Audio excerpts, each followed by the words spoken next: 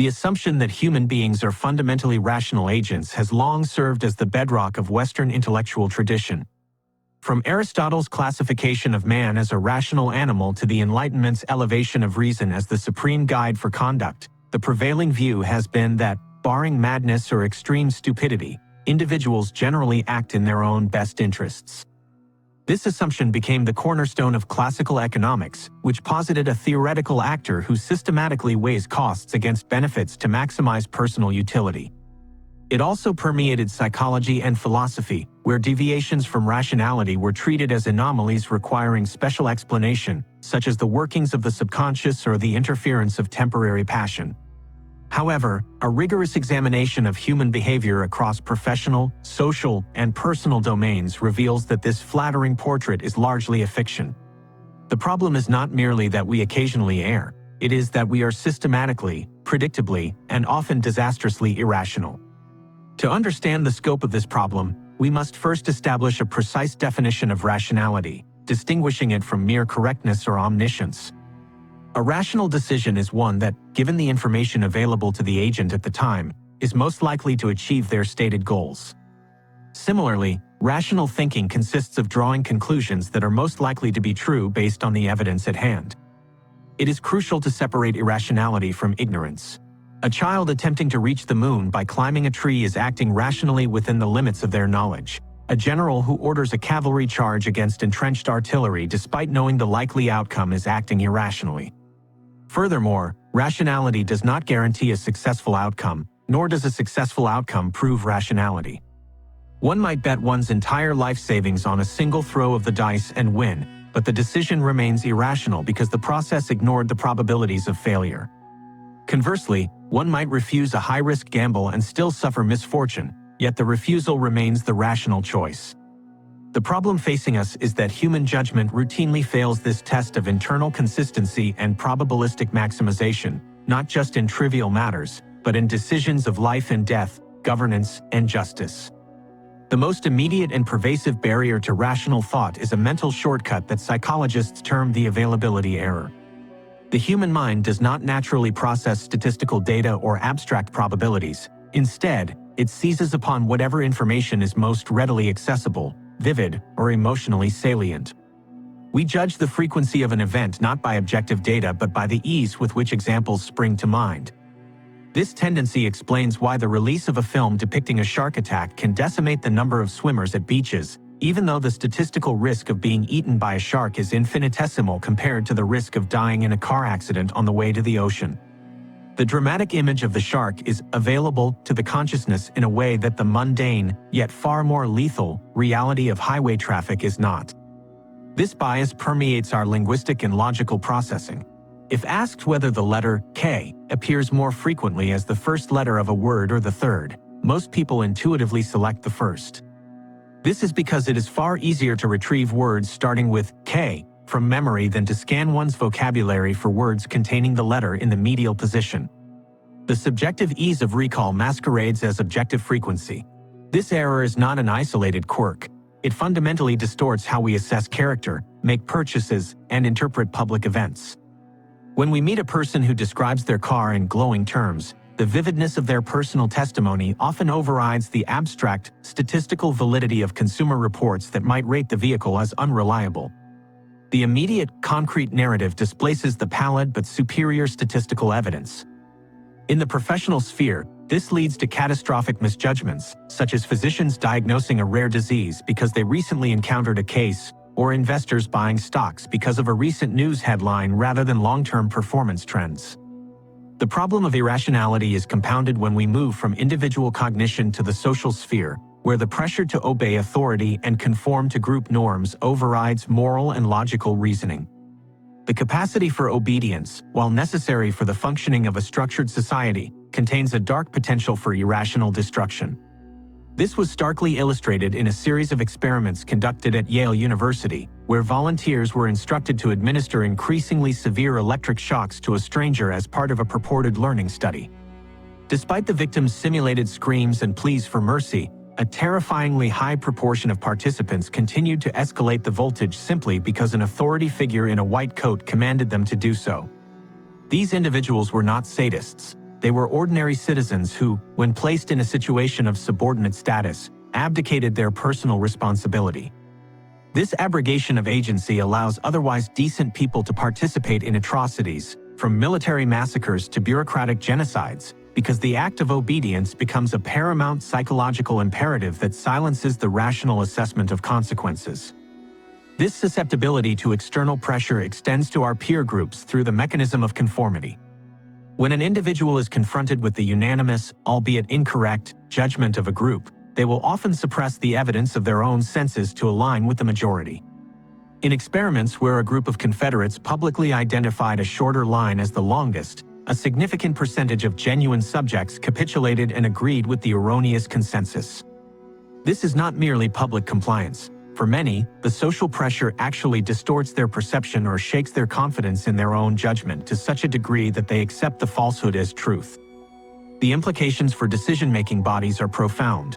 Committees and cabinets, designed to pool wisdom, often function as engines of conformity where dissent is stifled, and the desire for group cohesion leads to groupthink. In these environments, the group rallies around a risky or irrational course of action, bolstering one another's confidence and ignoring warnings, leading to polarized and extreme decisions that no single individual would have endorsed in isolation. The irrationality of the group is further fueled by the dynamics of in-groups and out-groups. We possess an innate drive to categorize the social world, dividing humanity into us and them. This categorization is rarely neutral. It is heavily biased to favor the in-group while denigrating the out-group. Experimental evidence shows that even when groups are formed on the most arbitrary basis, such as a preference for a particular abstract painter, members will immediately begin to discriminate against the opposing group, allocating fewer resources to them and rating them less favorably. This tribalism distorts our perception of reality, leading to the formation of stereotypes that resist contradictory evidence. We perceive the negative actions of an out-group member as characteristic of their nature, while attributing similar actions by an in-group member to situational stress. This bias creates a self-sustaining cycle of prejudice and hostility that defies rational analysis, as seen in the intractable nature of ethnic and nationalistic conflicts where identical behaviors are judged by entirely different standards depending on the actor's group affiliation. Within the structures that organize our working lives, irrationality creates systems that seem designed to maximize waste and inefficiency. We act under the assumption that organizations are rational entities pursuing clear goals, but the internal incentives often reward behaviors that are detrimental to the organization's purpose. In the public sector, the lack of clear accountability and the security of tenure can lead to a culture of inertia where the primary goal becomes the protection of budgets and status rather than the delivery of service. A manager's prestige often depends on the number of staff under their control or the size of their budget, creating a perverse incentive to expand unnecessary work and resist cost-saving measures. This phenomenon was vividly documented in the British civil service, where attempts to eliminate blatant waste, such as heating empty aircraft hangars or retaining surplus equipment, were met with institutional obstruction. The irrationality here lies in the disconnect between the organization's stated mission and the actual motivations of the individuals within it, leading to organizational folly, where collective actions produce results that no rational observer would sanction. Furthermore, we are plagued by a misplaced desire for consistency that traps us in poor decisions. Once we have committed to a course of action, whether buying a house, choosing a career, or embarking on a military campaign, we strive to justify that decision by systematically ignoring flaws and exaggerating benefits. This is the psychological trap of sunk costs. Rationally, decisions should be based solely on future prospects. Money, time, or lives already spent are irrelevant to the question of what to do next. However, the human mind recoils from the admission of waste or error. If we have invested heavily in a project that is failing, our instinct is not to cut our losses but to invest more in a vain attempt to vindicate the original choice. This escalation of commitment leads to the Concord fallacy, where governments and corporations continue to pour resources into doomed enterprises simply because they cannot bear to admit that the initial investment was a mistake. This drive for consistency also manifests in the foot in the door technique, where agreeing to a small, trivial request creates a psychological pressure to agree to a subsequent, much larger request to maintain a self-image of consistency. Our irrationality is further entrenched by our misunderstanding of motivation, specifically the misuse of rewards and punishments. The common intuition is that the best way to encourage a behavior is to reward it, and the best way to stop it is to punish it. While true in the simplest sense, this view ignores the complexity of human psychology. External rewards can paradoxically devalue an activity. If we pay children to draw pictures or offer monetary incentives for civic duties, we transform an intrinsically motivating activity into a commercial transaction. When the reward is withdrawn, the behavior often ceases, whereas it might have continued indefinitely had it remained motivated by internal satisfaction. Similarly, severe punishment often produces only temporary compliance and clandestine disobedience, whereas mild pressure that allows the individual to feel they have made a free choice results in lasting internalization of the desired rule. We irrationally rely on crude carrots and sticks, failing to recognize that the most powerful motivations are often internal and that heavy-handed external controls can destroy the very commitment we seek to foster. Finally, the problem of irrationality is exacerbated by the distorting lens of emotion and drive. We like to believe that we can set aside our feelings to judge matters objectively, but our emotional state fundamentally alters our processing of information. High levels of drive or stress act to narrow our focus, restricting our ability to consider alternatives or process complex cues. A person in a state of high anxiety or strong desire will fixate on the most immediate, salient aspects of a situation, ignoring peripheral information that might be crucial for a correct solution. This tunnel vision explains why people panic in emergencies, repeating futile actions rather than searching for a novel escape route. Furthermore, our desires bias our evaluation of evidence. We readily accept information that supports our wishes and scrutinize or reject information that threatens them. This wishful thinking is not merely an optimistic gloss. It is a fundamental cognitive error where the utility of an outcome distorts the estimation of its probability. We overestimate the likelihood of desirable events, such as winning a lottery, and underestimate the likelihood of disasters, such as divorce or illness, believing ourselves to be uniquely immune to the statistics that govern the rest of the population. Thus, the problem is not that the human mind is broken, but that it is equipped with ancient software operating in a modern, complex environment. Our evolutionary history has endowed us with social instincts for obedience and conformity that kept tribes cohesive but now lead to corporate fraud and military atrocities. We possess cognitive heuristics like availability that helped us react quickly to physical threats but now cause us to miscalculate the risks of modern technology and medicine. We are driven by a need for consistency and a fear of loss that served us well in a subsistence environment but now trap us in failing investments and bad marriages. The rational man of economic theory is a myth because it ignores the biological and social reality of our species. We are not calculating machines. We are social, emotional, and cognitive misers who rely on shortcuts and consensus to navigate the world. Recognizing this pervasive landscape of irrationality is the necessary first step.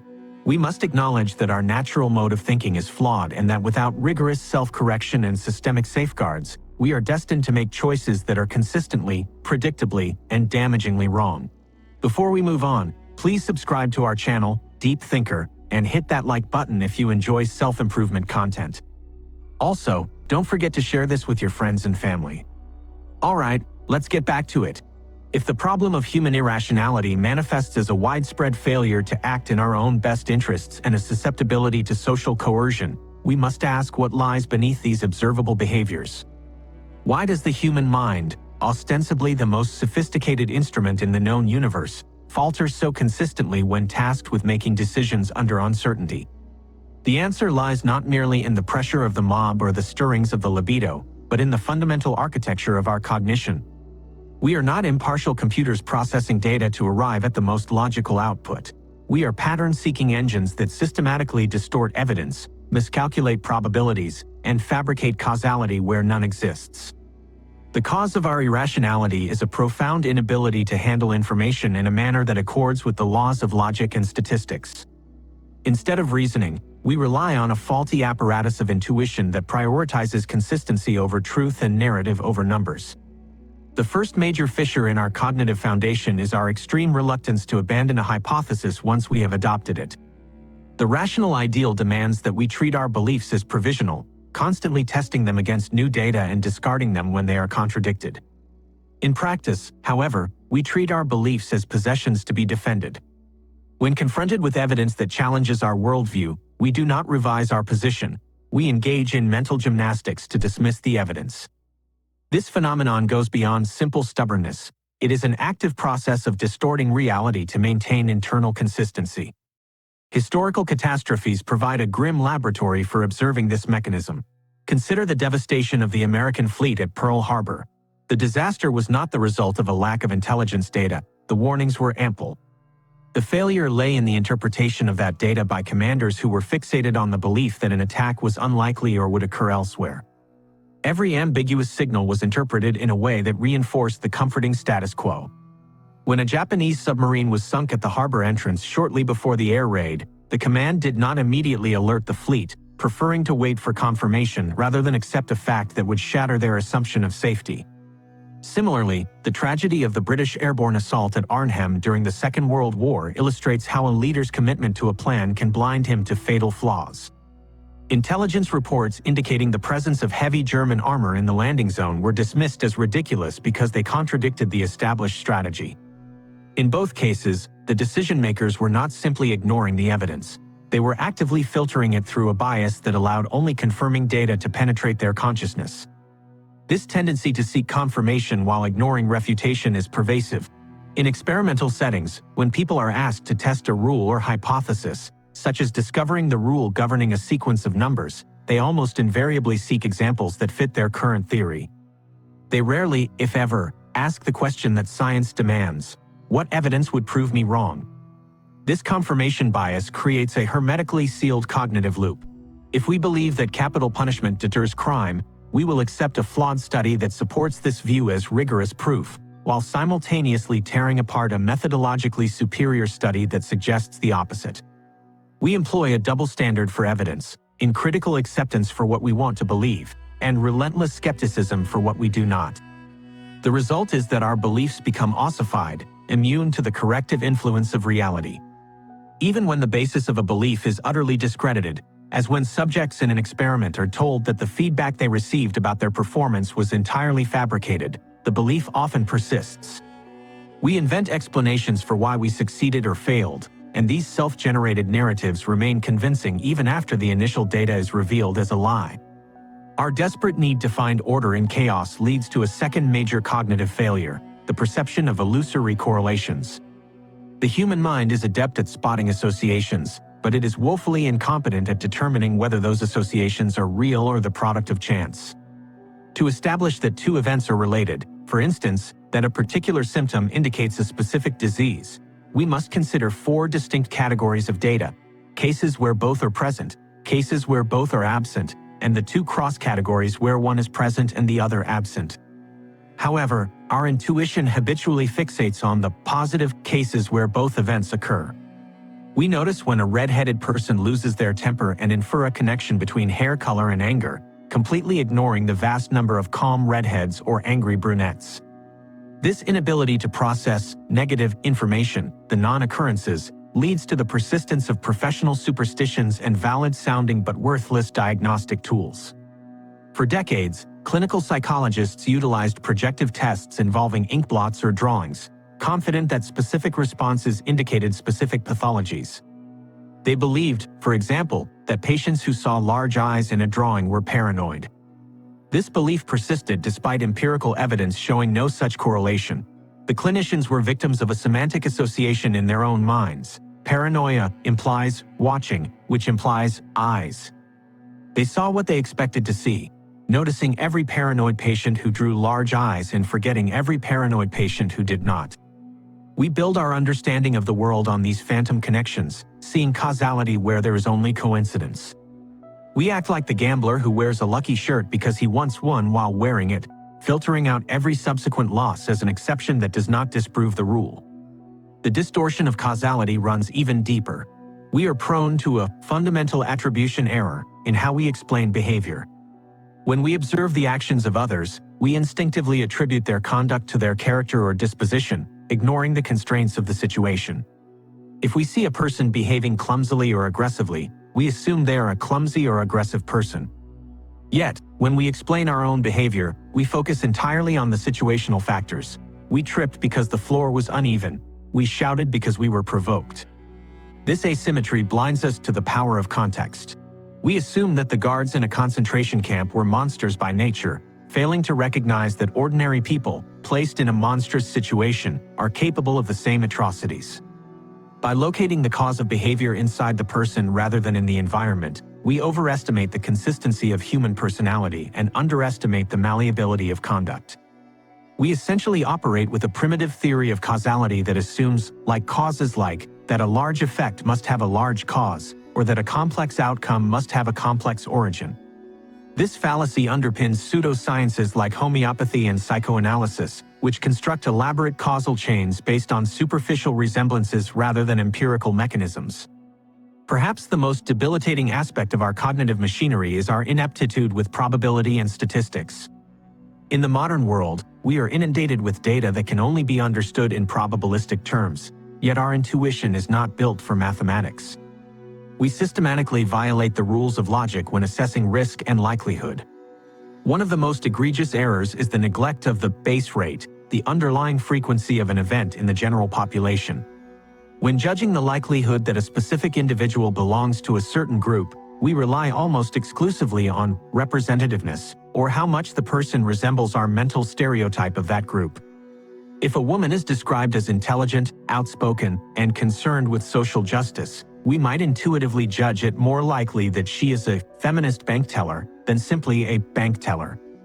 This is a logical impossibility, as the set of feminist bank tellers is a small subset of all bank tellers. Yet, the addition of the detail, feminist, makes the description feel more representative, more coherent as a story, and thus, to our flawed intuition, more probable. This blindness to base rates has catastrophic consequences in fields like medicine. Physicians, when presented with a positive test result for a rare disease, often vastly overestimate the probability that the patient actually has the condition. They confuse the probability of a positive test given the disease, which is high, with the probability of the disease given a positive test, which can be extremely low if the disease is rare. A test might be 90% accurate, but if the disease affects only 1 in 1,000 people, a positive result is still far more likely to be a false alarm than a true diagnosis. Yet, highly trained professionals routinely ignore the statistical context, treating the positive test as a definitive sentence. This leads to unnecessary, dangerous, and invasive procedures, driven by an inability to perform a simple Bayesian calculation.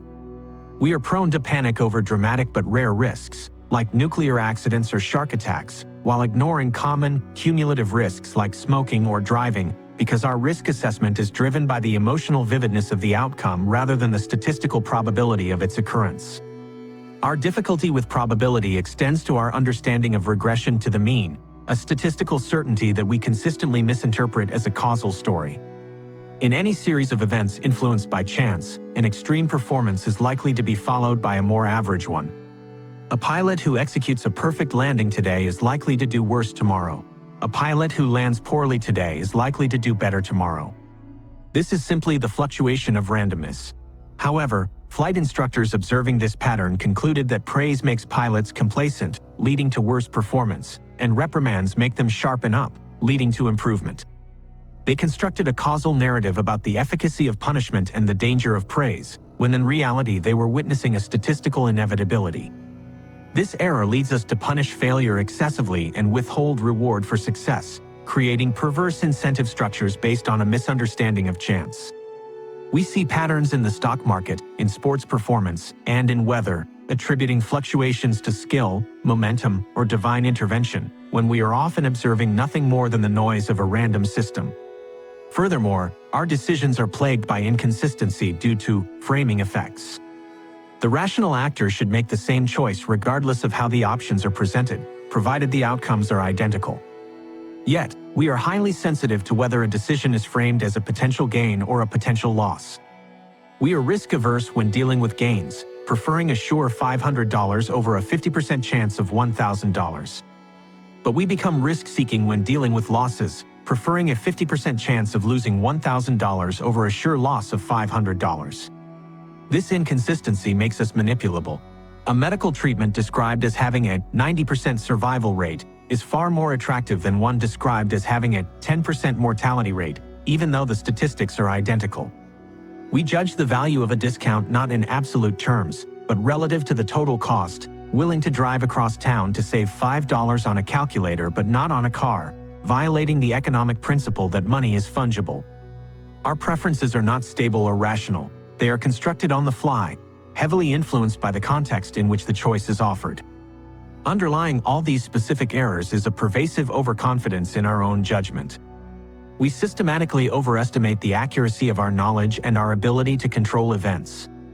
When asked to answer general knowledge questions and estimate our confidence, we are frequently 100% certain of answers that are wrong. This hubris is bolstered by hindsight bias, the tendency to view past events as inevitable once they have occurred. After a political election, a market crash, or a battle, we convince ourselves that the outcome was obvious and predictable, ignoring the uncertainty that existed beforehand. This illusion of inevitability prevents us from learning from the past, as we blame bad outcomes on specific errors rather than acknowledging the role of chance. We believe we are better drivers, better judges of character, and better decision-makers than the average person, a statistical impossibility that shields us from recognizing our own incompetence.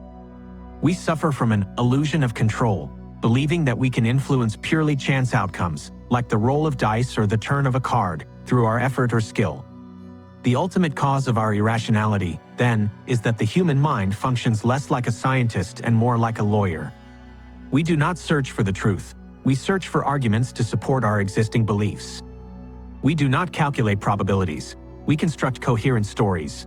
We prioritize the information that is right in front of us, the vivid anecdote, the recent headline, the stereotype, over the abstract data that defines reality. We are cognitive misers who rely on rough heuristics, rules of thumb like availability and representativeness, that served us well in the simple environment of our evolutionary past but mislead us in the complex, data-rich world we inhabit today. We are prone to seeing patterns where there is only randomness, to inferring agents and causes where there is only coincidence, and to holding fast to our errors with a confidence that is wholly unjustified by our track record. This tangled web of cognitive biases constitutes the engine of our folly, driving us to make choices that are logically inconsistent, statistically illiterate, and causally confused. Before we move on, please subscribe to our channel, Deep Thinker, and hit that like button if you enjoy self-improvement content. Also, don't forget to share this with your friends and family. Alright, let's get back to it. The diagnosis of human judgment presented thus far paints a disquieting picture. We are socially compliant creatures who surrender our agency to authority. We are emotional thinkers who let desire distort probability. And we are cognitively flawed instruments that perceive patterns in noise and causality in coincidence. If the problem is a pervasive failure to act in our own best interests, and the cause is a fundamental architectural mismatch between our Stone Age brains and the statistical demands of the modern world, then the solution cannot simply be to try harder. Willpower alone cannot correct a visual illusion, and it cannot correct a cognitive one. Instead, the remedy requires the deliberate adoption of external tools and formal systems that bypass the frailty of human intuition. We must replace the unreliable gut instinct with the disciplined application of actuarial methods, utility theory, and a rigorous education in the logic of uncertainty. The first step toward a solution is the humbling admission that, in almost every domain where data can be quantified, human experts are inferior to simple mathematical models. We cherish the notion of professional intuition, the idea that a seasoned doctor, a veteran stockbroker, or an experienced admissions tutor possesses a mysterious, ineffable insight that transcends raw data. The evidence, however, shatters this vanity. When the predictions of human judges are pitted against statistical formulas known as linear models, the humans lose with devastating consistency. Whether predicting the academic success of graduate students, the recidivism rates of parolees, or the survival time of cancer patients, the formula invariably matches or outperforms the expert. The superiority of the actuarial approach lies not in the complexity of the mathematics, often simple addition and weighting of variables suffice, but in its ruthless consistency. A human judge is a noisy channel. A doctor's diagnosis may fluctuate based on whether they are tired, bored, or have recently seen a particularly memorable case. A selection committee's assessment of a candidate may be swayed by the order in which applicants are interviewed or by superficial charm. The mathematical model suffers from no such instability. It applies the same weight to the same evidence every time, immune to the halo effect, the availability error, or the vagaries of mood. Furthermore, the model correctly identifies which variables actually have predictive power and ignores those that do not, whereas human judges frequently fixate on irrelevant but vivid details, such as a firm handshake or a confident demeanor, while neglecting the dull but diagnostic statistics of past performance. Despite the overwhelming empirical superiority of these mechanical prediction methods, resistance to their adoption remains fierce. We cling to the interview as the gold standard of personnel selection, even though decades of research demonstrate that it has virtually no predictive validity and often degrades the quality of decision-making by introducing bias. We resist the use of computer-aided diagnosis in medicine, viewing it as a dehumanizing abdication of the physician's role, even when such programs have been shown to diagnose blood infections or heart conditions with greater accuracy than specialists. This resistance is itself a symptom of the irrational overconfidence and illusion of control identified earlier.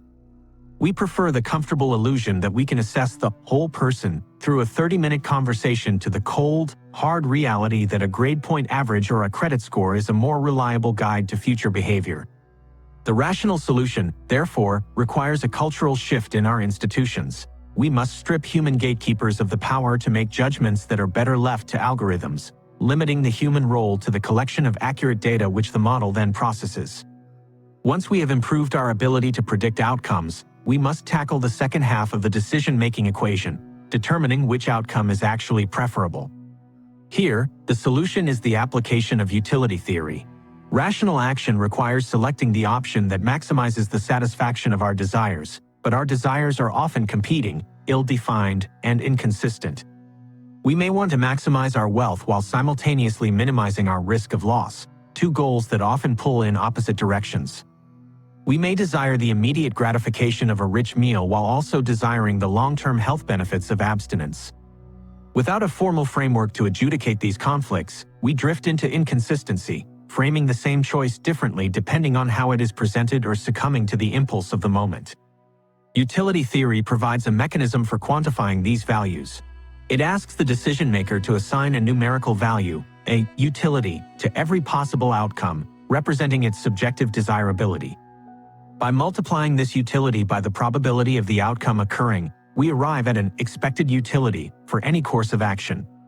This process forces the individual to confront the trade-offs inherent in their choices.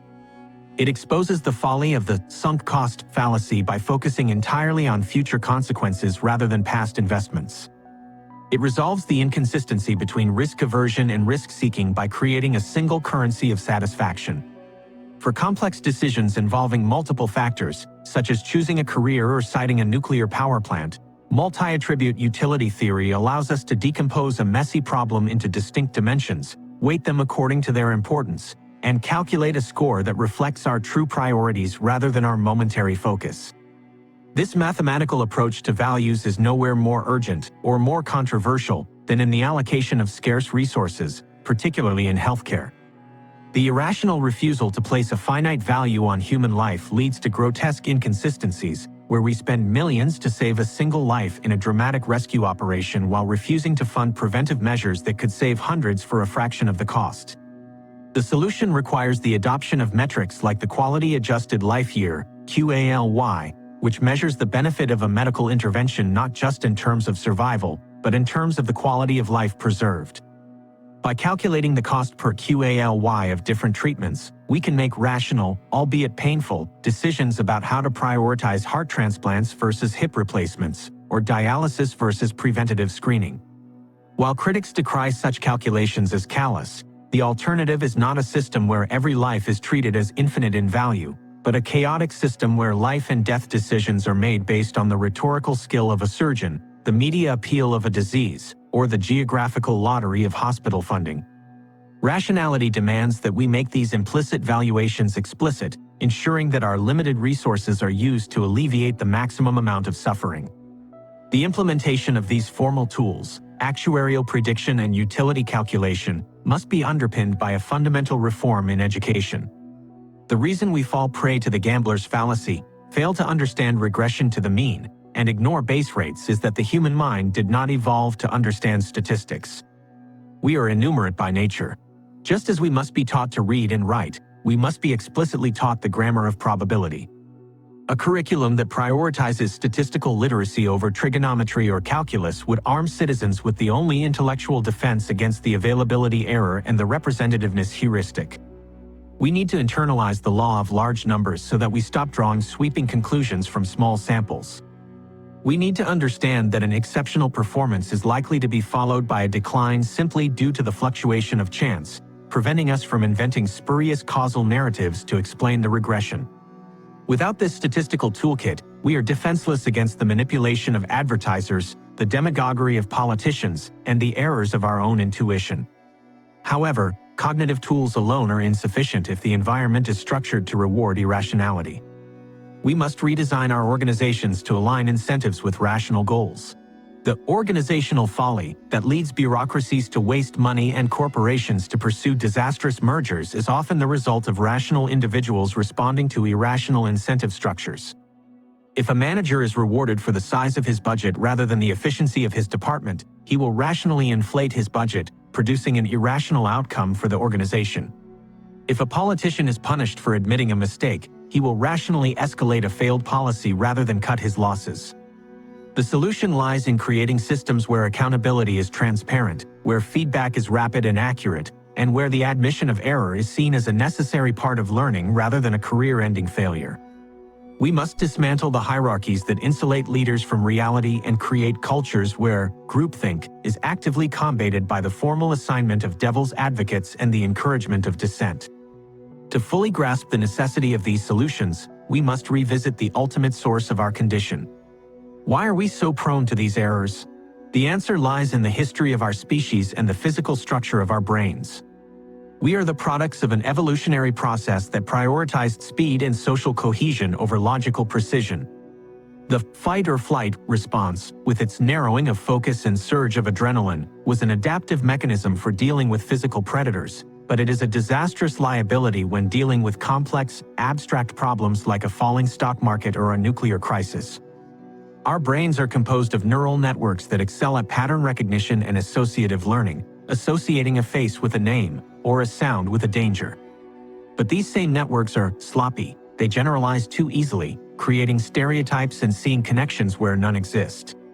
They prioritize the vivid and the concrete over the abstract and the statistical. We are built to recognize a lion in the grass, not to calculate the conditional probability of a false positive on a mammogram. This evolutionary mismatch suggests that irrationality is not a sign of stupidity, but a sign of humanity. We use heuristics, mental shortcuts, because they are efficient. In a primitive environment, assuming that like causes like, or that the most memorable event is the most probable one was a good enough strategy for survival. In the modern world, however, these heuristics can be fatal. The technological power we have created requires a level of cognitive precision that our biological heritage has not provided. We are nuclear giants with Paleolithic brains. The gap between our power to destroy and our ability to reason is the central peril of our age. Is the goal, then, to become purely logical machines, devoid of emotion and spontaneity? Not necessarily. There is a place for the spontaneous gesture and the intuitive leap. In personal relationships, the calculated maximization of utility can be chilling and counterproductive. We value the authenticity of an unthinking emotional response. Moreover, the effort required to make every decision via a decision tree or a utility matrix would lead to paralysis. Rationality itself dictates that we should only expend the effort to be rational when the stakes justify it. For trivial matters, choosing a meal, picking a movie, satisficing, or choosing the first option that is good enough is the rational strategy. However, for the decisions that shape our lives and our societies, medical treatments, investment strategies, legal judgments, political policies, we have a moral obligation to transcend our biological limitations. We must acknowledge that our gut feeling is a liar. We must force ourselves to look for the evidence that disproves our cherished beliefs. We must subject our intuitions to the discipline of mathematics and the scrutiny of the scientific method. Ultimately, rationality is not a trait we are born with. It is a discipline we must acquire. It is comparable to a moral virtue, a habit of mind that must be cultivated through practice. Aristotle suggested that we become virtuous by performing virtuous acts until they become second nature. Similarly, we become rational by forcing ourselves to think rationally, to list the pros and cons, to check the base rates, to question the source of our certainty, until these checks become a reflexive part of our thought process. We can train ourselves to pause before rushing to judgment, to recognize the physical signs of emotional bias, and to deliberately widen our frame of reference when we feel the tunnel vision of stress. The path to the solution is therefore a path of self-awareness and structural reform. We must build a society that respects data more than dogma, that values the correction of error more than the appearance of consistency, and that recognizes the fallibility of the human mind as the starting point for all policy and practice. We must retreat from the magical thinking that embraces the paranormal and the pseudo-scientific, recognizing these as the desperate inventions of a mind unable to tolerate uncertainty. We must accept that the universe is governed by chance and probability, not by narrative and destiny. By replacing the comfort of our illusions with the rigor of reason, we do not diminish our humanity, we secure it. We ensure that the immense capabilities we have developed are directed by a mind capable of understanding them, protecting us from the folly that is our birthright and guiding us toward the wisdom that is our potential.